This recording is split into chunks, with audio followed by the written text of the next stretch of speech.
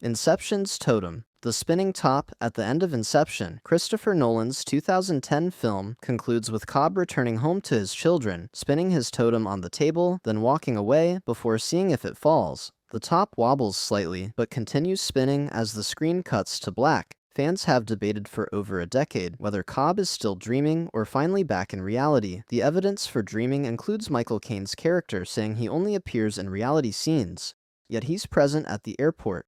The evidence for reality includes Cobb's children wearing different clothes and being slightly older, plus his wedding ring only appearing in dreams throughout the film. Nolan himself has stated the question isn't whether the top falls, but whether Cobb cares anymore. He walks away from the totem, choosing his children over the need to verify reality. The ambiguity serves the film's deeper theme about choosing meaningful experience over objective truth.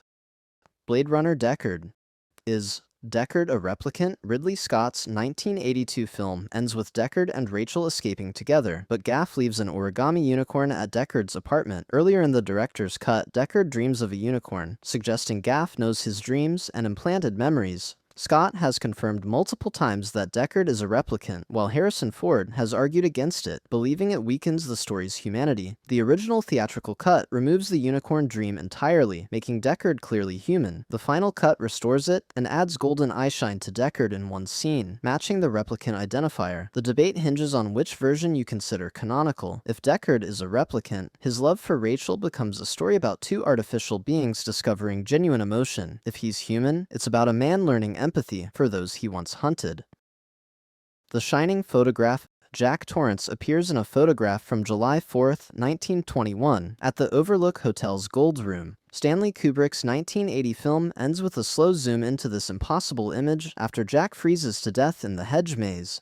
The most popular theory suggests the hotel absorbs souls, with Jack either reincarnated from a previous life or newly trapped in its history. Stephen King's novel implies reincarnation more directly, while Kubrick's film leaves it deliberately ambiguous. Some theorists argue the photograph represents the hotel rewriting reality, inserting Jack into its past to claim him permanently. Others suggest Jack has always been the caretaker, existing in a time loop where he returns to murder his family repeatedly across decades. The photograph's placement in the final shot, paired with the haunting ballroom music, suggests Jack has become part of the hotel's eternal party, forever serving as its caretaker in both past and present.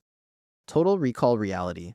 Did Douglas Quaid actually travel to Mars, or did he never leave the recall chair? Paul Verhoeven's 1990 film deliberately plants evidence for both interpretations. Before the procedure begins, the recall technician describes the exact adventure Quaid will experience, including a beautiful brunette spy and saving the planet. Everything that follows matches this description perfectly. Dr. Edgemar appears mid-film, claiming Quaid is still in the chair, suffering a schizoid embolism, and when Quaid shoots him, a bead of sweat runs down his forehead, exactly as Edgemar predicted would happen in the fantasy. However, the film also includes details Quaid couldn't have known, like Quato's existence and the alien reactor. Verhoeven intentionally shot it both ways, wanting audiences to choose. The white flash ending, identical to the lobotomy light shown earlier, suggests the memory implant failed. But the heroic resolution and romantic conclusion could simply be wish fulfillment. The ambiguity makes both readings equally valid and equally disturbing.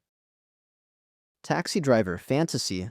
Travis Bickle's heroic ending may be a dying fantasy. Martin Scorsese's 1976 film concludes with Travis surviving the brothel massacre, being celebrated as a hero by the media, and Betsy showing renewed interest in him. The final scene shows Travis driving his cab, seemingly recovered and stable. However, the dreamlike quality of these sequences, combined with the overhead camera movement during the massacre suggesting a soul leaving a body, implies Travis actually died. Scorsese has hinted in interviews that the ending could be Travis's dying thoughts, imagining the heroism and redemption he craved. The newspaper clippings praising his actions feel too convenient and idealized. Betsy's sudden change of heart contradicts her earlier complete rejection of him. The final shot shows Travis glancing in his rearview mirror with a subtle, knowing look before the credits roll, possibly suggesting he's aware of the fantasy, whether real or imagined. The ending comments on society's arbitrary definitions of heroism and violence.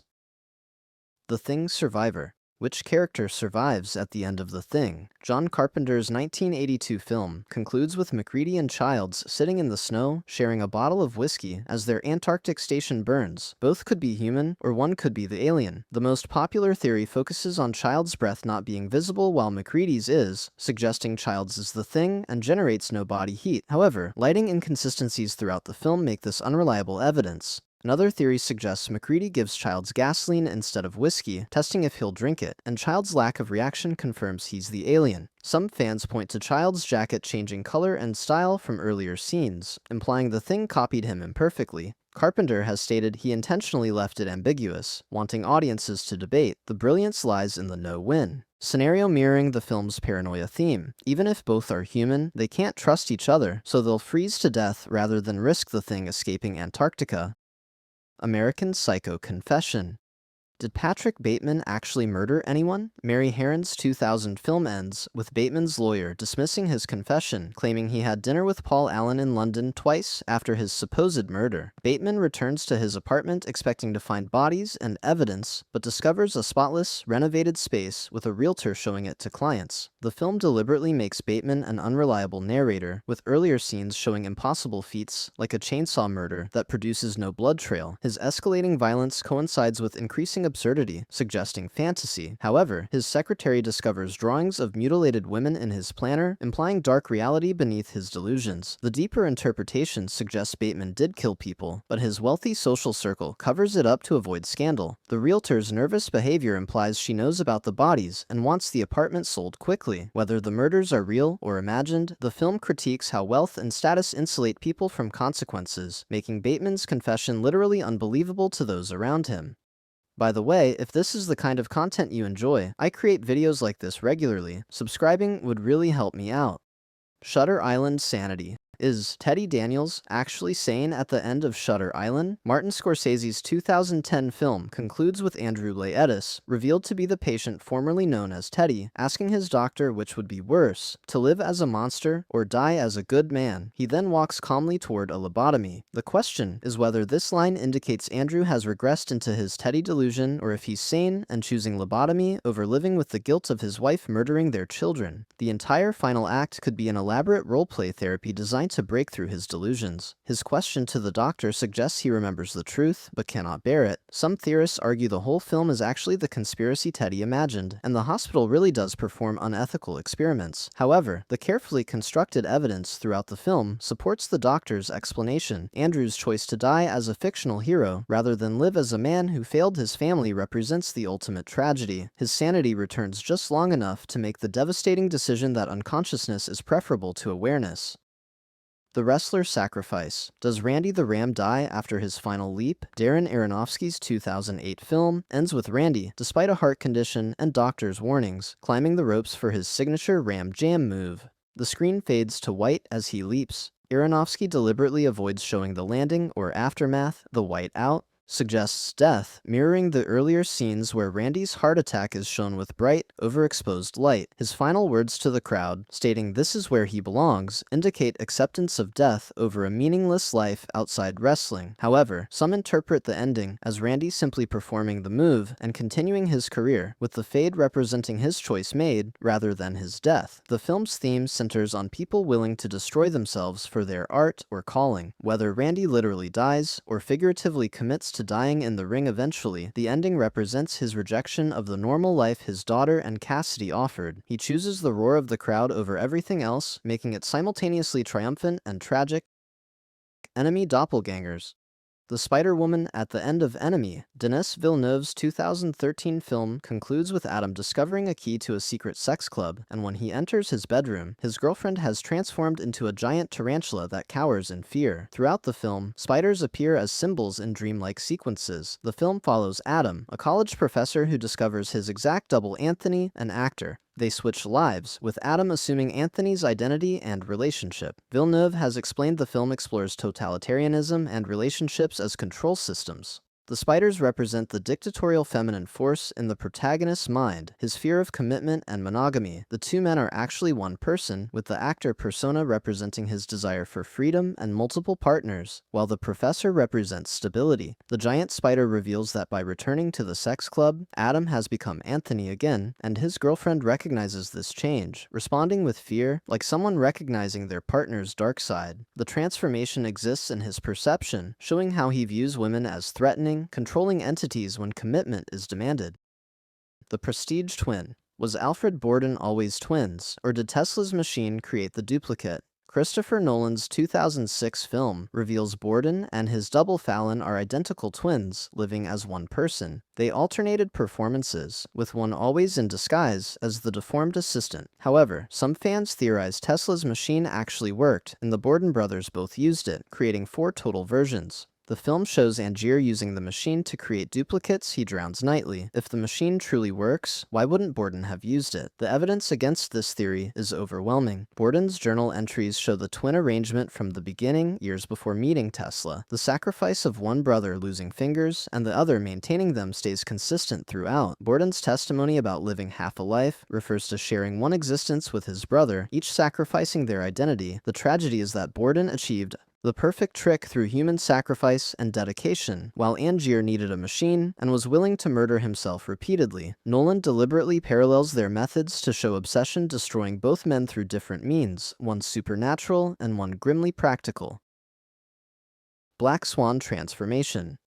Did Nina actually transform into a swan? Darren Aronofsky's 2010 film blurs reality and hallucination as Nina's psychological breakdown intensifies. The film's climax shows feathers erupting from her skin and her legs bending backward during her Black Swan performance. After stabbing herself with glass believing she's killing Lily, she returns to stage and performs perfectly, then discovers the wound is real. Some interpret the transformation as literal magical realism, with Nina's obsession actually changing her physically. However, the film establishes Nina's psychosis early, with her seeing her reflection attack her and her mother's paintings coming alive.